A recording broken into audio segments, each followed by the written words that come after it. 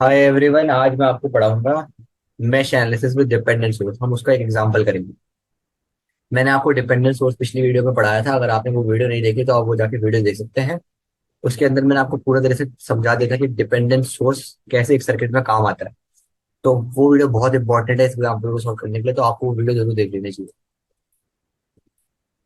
तो अब मैं आपको इसको सॉल्व करके दिखाता हूँ कैसे हम इसको सॉल्व करेंगे मैश एनालिसिस से। देखिए, हम मैश एनालिसिस में जैसे आई वन आई टू मानते हैं, हम आई वन आई टू तो मानेंगे।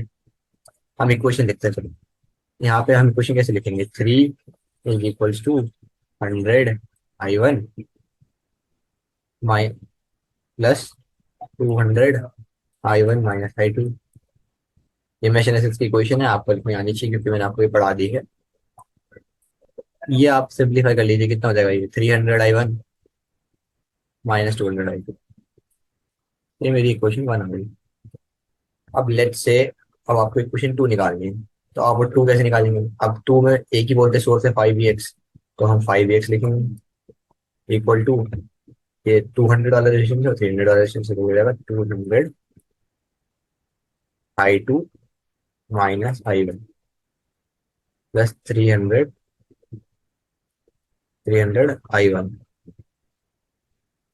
अब आप देख लीजिए, तो इक्वेशन आपके पास आ गई है। अब सवाल ये रहता है कि यार इस 5x की वैल्यू कहाँ से मिलेगी? तभी तो हम आई वन और आई टू की वैल्यू निकाल पाएंगे। ये आई वन और आई टू की वैल्यू निकालनी है तो 5x की वैल्यू पता होनी चाहिए।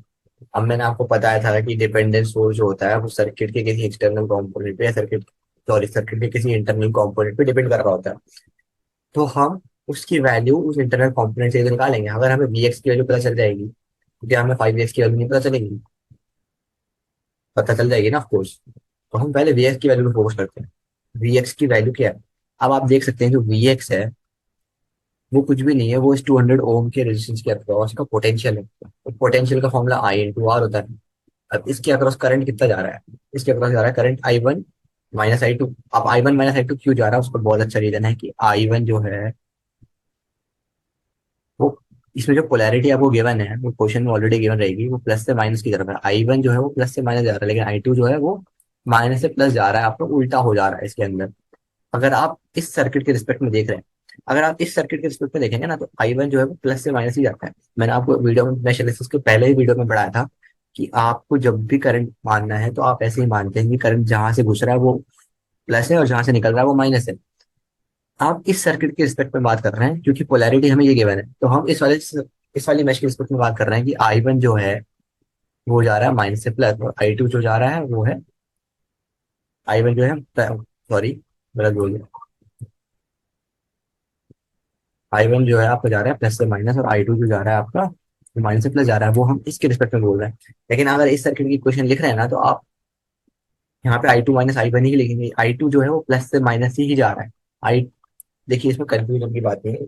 बात यह है कि इस सर्किट के रिस्पेक्ट में आप I1 प्लस से माइनस ले रहे हैं तो I2 आप माइनस से प्लस ले रहे हैं। लेकिन जब आप इस वाले सर्किट में आ जाते हैं, मान लीजिए आप ऑब्जर्वर हैं, आप यहाँ से देख रहे हैं, तो आप जब इस सर्किट में देखेंगे तो I1 प्लस से, I2 जो है वो प्लस से माइनस जा रहा है, लेकिन I1 जो है फिर वो कैसे जा रहा होगा? I1 जा रहा होगा माइनस से प्लस, I1 जा रहा होगा माइनस से प्लस, I2 जा रहा होगा प्लस से माइनस। तो बस आपका नजरिया बदल गया चीज को देखने का, बाकी चीज सेम ही है। लेकिन एक बात याद रखना, जब आप जिस मैश में होते हैं ना, आप उसी मैश के अकॉर्डिंग लिखते हैं। मैं इस मैश में प्लस से माइनस वाली इक्वेशन I1 - I2 इसलिए लिखूंगा क्योंकि यहाँ पे जो Vx है वो प्लस से माइनस गिवन है, क्वेश्चन के अंदर की पोलैरिटी प्लस से माइनस है, तो मैंने Vx लिख दिया यहाँ पे 200 मेरा R है और I मेरा I1 - I2। ये मेरे Vx की वैल्यू है। ये मेरी तीसरी क्वेश्चन है। आई होप आपको समझ में आ चुका होगा। अब हम 5Vx की वैल्यू निकाल सकते हैं। 5Vx की क्या हो जाएगी? 5 × 200 × I1 - I2। अब अगर आपके मन में सवाल आ रहा होगा हम इसको I2 - I1 लिख देते तो क्या बुराई थी? आप इसको I2 - I1 नहीं लिख सकते हैं, या तो आप इसको -I2 - I1 लिखें। ये आपकी आपकी बिल्कुल सही क्वेश्चन है। क्यों? क्योंकि आपको प्लस माइनस गिवन, मैं आपको बार बार बता रहा हूँ, इस चीज पे बहुत असर करने जा रहा हूँ क्योंकि यहाँ पे एक्चुअली में गलती होती है। क्वेश्चन सॉल्व करते टाइम बच्चे यहाँ पे गलती कर देते हैं। यहाँ पे प्लस माइनस और माइनस की गलती हो जाती है। इसलिए मैं आपको बता रहा हूँ कि ये बहुत डेलिकेट चीज नहीं है। आपको बस ये देखना है कि आप जिस सर्किट में आप हैं उसके हिसाब से क्वेश्चन लिख दीजिए। आपको प्लस माइनस गिवन है पोलैरिटी, आप तो उसी सर्किट के हिसाब से इक्वेशन लिख दीजिए जहाँ पे प्लस माइनस की पोलैरिटी बन रही है। अगर आपको माइनस प्लस गिवन होती ना, तो आप माइनस प्लस आई टू वाली इक्वेशन लिख देते, आई टू माइनस आई वन। आप उस सर्किट के हिसाब से इक्वेशन लिख दीजिए जिसमें आपकी पोलैरिटी बैटरी सही जो क्वेश्चन में गिवन है और आपकी जो बैटरी वो सही मैच हो जाती है, तो वो वाली इक्वेशन लिख दीजिए। ठीक है। अब हमारे पास 5x की वैल्यू आ गई। कितनी आ गई 5x की वैल्यू? 5x की वैल्यू देखो मेरे पास आ गई 1000 i1 माइनस आई टू। अब मेरे को ये इक्वेशन थर्ड में मैं इस्तेमाल कर लूंगा इस इक्वेशन। इक्वेशन थर्ड मेरी ये थी 5x equal to 200, 5x is equal to 200 i2 minus i1 plus 300 i1। तो उसको मैं लिख सकता हूँ 200 i2 minus 200 i1 plus 300 i1। तो एक मिनट, यहाँ पे i2 था, तो ये हो जाएगा 500 i2 माइनस 200 i1। तो ये हो जाएगा 500 i2 माइनस 200 i1।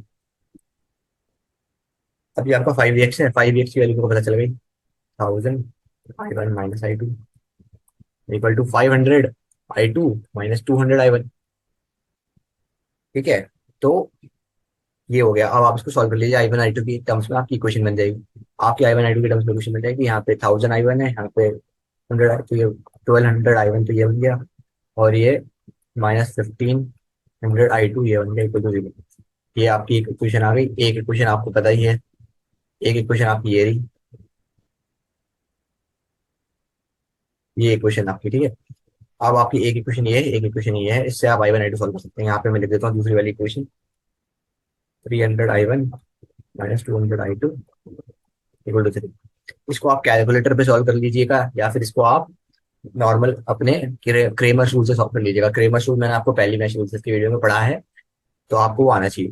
तो मैं इसको अपने कैलकुलेटर पे सॉल्व करने के बाद जो मेरे पास वैल्यू आई थी वो आई थी i1 is equal to 0.0214 ampere. और i2 इक्वल टू कितनी आएगी? 0.01714 एम्पियर। ये मेरी वैल्यू आई थी कैलकुलेटर पे सॉल्व करने के बाद। आप इसको आप मिली एम्पियर में लिख दीजिएगा क्योंकि ज्यादा बेटर ऑप्शन रहता है कि जीरो से, क्योंकि साइंटिफिक नोटेशन एक चीज होती है जो आपको कहती है कि 0.0 लिखने से अच्छा है आप साइंटिफिक नोटेशन में 2 पॉइंट समथिंग लिखिए। तो आप इसको आप ऐसे लिख सकते हैं, 21.4 मिली एम्पियर। इसको आप लिख सकते हैं 17.14 मिली एम्पियर। ठीक है। अब आपको वीएक्स की वैल्यू भी पूछ लेगा कि वीएक्स की वैल्यू बता दीजिए। अब आपने इतना तो कर ही लिया, वीएक्स की वैल्यू आपको पता ही कि आपने वीएक्स निकाला था 200 i1 माइनस i2। इन दोनों को आपको यहाँ पे प्लग कर देना है। यहाँ पे आपकी इक्वेशन क्या आ जाएगी? 0 आपकी इक्वेशन आ जाएगी, उससे आपका केस निकल जाएगा 0.857 वोल्ट। ये मैं पहले निकाल चुका हूँ, तो ये आप निकाल सकते हैं आराम से। आई होप आपको वीडियो समझ में आ गई होगी। अगर आपको वीडियो में कुछ भी कंफ्यूजन है तो मैं आपको एक सजेशन देना चाहता हूँ कि आप वीडियो 2 या 3 बार रिपीट करके देखिए, क्योंकि ये बहुत आसान चीज है। ये डिपेंडेंट सोर्स वाली चीज में कोई दिक्कत नहीं आनी चाहिए, बहुत आसान चीज है। आपको समझ में आने के लिए थोड़ा टाइम लगेगा। आप जितने ज्यादा एग्जाम्पल्स करेंगे ना, आप एग्जाम्पल करेंगे तो आपको अच्छे से समझ में आ जाएगा, आपको बहुत अच्छे से समझ में आ जाएगा ये। ठीक है। एक चीज मैं आपको और बता देता हूँ कि मैंने मैथ एनालिसिस जब पढ़ाई थी तो बहुत सारे बच्चों को कंफ्यूजन था कि ये जो इक्वेशन है मैं डायरेक्टली कैसे लिख देता हूँ, ये डायरेक्टली मैं कैसे लिख देता हूँ। मैं बस जो मैं केवीएल लगाता हूँ ना, मैं क्या सोचता हूँ, मैं सोचता हूँ कि 3 वोल्ट की बैटरी है। अब आप 3 वोल्ट के किसके बराबर रख सकते हो? मैं 3 वोल्ट को यार उसके ड्रॉप के बराबर रख सकता हूँ ना। आपने सुना होगा कि जब भी करंट जब रेजिस्टेंस से करंट निकलता है तो वोल्टेज ड्रॉप हो जाता है। तो बस जो 3 वोल्ट है उसको कितने रेजिस्टेंस खा गया? उसको 100 ओम का रेजिस्टर खा गया, उसको 200 ओम का रेजिस्टर खा गया। तो उसके अक्रॉस जो 3 वोल्ट होगा वो इन दोनों के वोल्टेज को ऐड करके तो बनेगा, इसके वोल्टेज और इसके वोल्टेज को ऐड करके ही तो मेरा 3 वोल्ट बन रहा है। तो मैं ऐसे लिखता हूँ इक्वेशन डायरेक्टली। तो इसलिए मैं लिख देता हूँ 100, इसके अक्रॉस वोल्टेज 100 i1 हो जाएगा, इसके across voltage 200 × i1 minus i2 हो जाएगा। तो ये मैं डायरेक्टली लिख देता हूँ। तो आप भी डायरेक्टली लिख सकते हैं, लेकिन बेस्ट है कि आप केवीएल लगा के कर लीजिए, जैसे आपको कंफर्टेबल बैठता है वैसे कर लीजिए। बाकी आसान तरीका ये बहुत है, यहाँ पे drop directly drop paper equal करने से आपका आंसर आ जाता है। ठीक है गाइस, मिलते हैं आपसे अगली वीडियो में। अगली वीडियो में हम मैश एनालिसिस का एक आखिरी एग्जाम्पल करेंगे, उसके बाद हम प्रोसीड करेंगे अपने नए टॉपिक पे नोडल एनालिसिस। नोडल एनालिसिस पे हम प्रोसीड करेंगे। ये भी बहुत सिंपल टॉपिक है, इसमें कुछ भी नहीं है। इसमें मैश के अंदर हम करंट मानते थे, इसमें हमें वोल्टेज एज्यूम करना होगा। ठीक है।